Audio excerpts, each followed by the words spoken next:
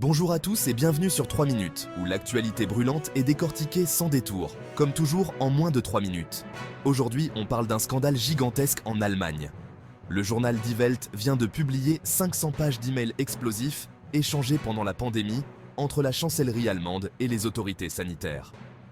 Ce que vous allez entendre va vous choquer. Les révélations de Die Welt sont claires. Les recommandations des experts sur le coronavirus ont été manipulées, corrigées et recorrigé par la chancellerie. L'objectif ? Faire correspondre les avis scientifiques aux demandes des politiques de l'époque. En d'autres termes, ce n'est pas la science qui guidait les décisions pendant la crise Covid-19, mais bien la politique. Les emails révèlent que la chancellerie a fait pression pour que les déclarations publiées soient beaucoup plus alarmantes qu'au réel. Le ministre de la Santé est allé jusqu'à demander aux scientifiques d'inciter les adolescents à se faire vacciner en les effrayant avec un appel à la peur du Covid long. Cela confirme ce que de nombreux sceptiques avaient le pressenti. Le Covid-19 a été géré non pas comme une urgence sanitaire, mais comme une opportunité politique.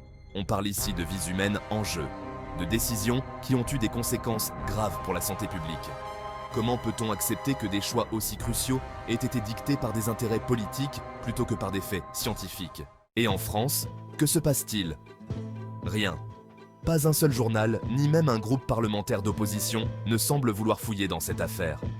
Pourtant, les décisions du gouvernement Macron, de Véran, de Castex ou encore de Delfrécy pendant la crise Covid mériteraient bien plus de transparence.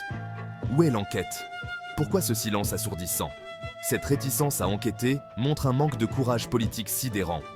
Il est temps que la France suive l'exemple de l'Allemagne et que les médias fassent leur travail d'investigation.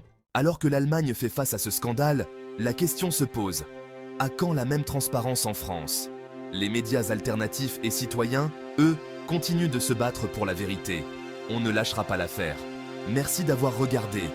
Un grand merci à ceux qui likent et s'abonnent à cette nouvelle chaîne. Nous redémarrons de zéro, notre ancien compte ayant été censuré. Vous aurez compris pourquoi.